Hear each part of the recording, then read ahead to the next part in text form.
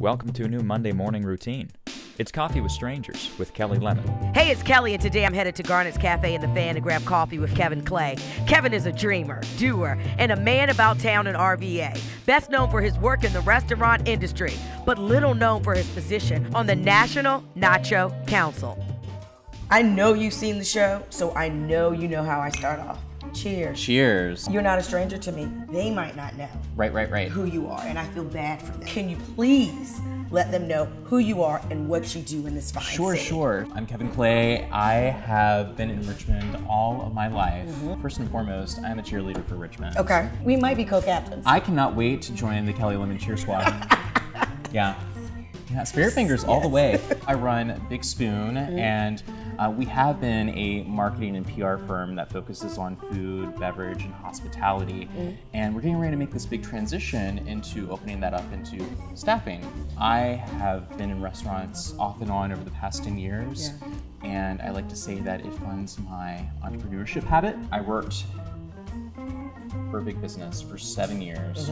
But then you said, nope, I'm leaving. You know what? It's one of those things where that creative spirit is just it's like calling you. Yeah. So, I left that company and started gayrva.com, the city's first LGBT news website. Yeah. And I ran that for 3 years until I sold it to RVA Magazine. Okay. And they're still running it, still doing a great job. I'm so glad that it's still here because I feel strongly that that's a valuable resource too. Yeah.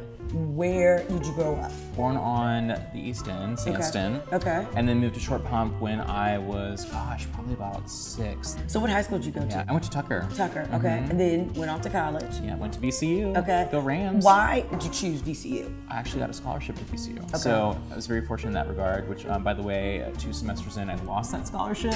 So go to class. So VCU graduated and then you decided to work there? I was working in student activities while I was there. I'm so grateful for that experience at VCU because I really didn't come out until I was at VCU and found that supportive network. Why are you still here? What kept you in Richmond? Oh, trust me, I have had this itching and this yearning to hop out of town. Yeah. I actually took a 2-week road trip to Nashville back in December, and I had every intention of moving. And then 2 weeks later, I met my boyfriend. What part of town do you live? And why did you decide? I'm living in Goochland right now. What? Going back to that Nashville piece, Yeah. I had decided that while I'm making this transition, to move back in with my family. I gave up my beautiful downtown apartment that was just 2 blocks from Comfort. I loved it so much. I hate to ask someone like you this question, but we're gonna talk about it. The last 5 restaurants you visited. Well, yesterday I was at Comfort. Okay. Pasture is a standby, New York Deli, Metzger. I think Brittany and her team over there are just doing some amazing things. I really can get down with some Taco Bell. I'm just surprised that you named a chain. I believe so wholeheartedly in supporting local businesses, but you want a crunchy, soft taco. Like a quesalupa. You just want a taco salad every now and then. How do you live a good lifestyle being a gay man in Richmond or a gay female in Richmond? When I started Gay RVA, I also started working with Richmond Region Tourism to start their LGBT Tourism Task Force, which is now Out RVA. Okay. And you can go to outrva.com and meet all these wonderful people that are Richmonders, and you get to read about what they love to do, what the wonderful things there are to do.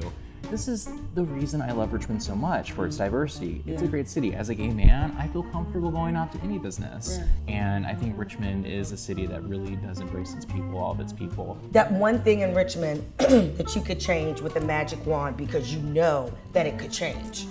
We can really solve poverty in Richmond. And I believe that a community like the dining community, like the hospitality community, can do that because you're one of the few industries that touches so many people on a day-to-day basis. Yeah.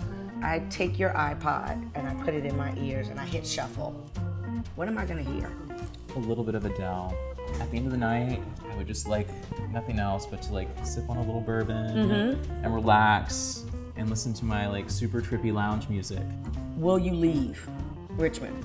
I am invested in the city right now and the new project that I'm working on, I'll be here for at least a little bit. And Richmond will always be home base. Okay. Richmond will always be home.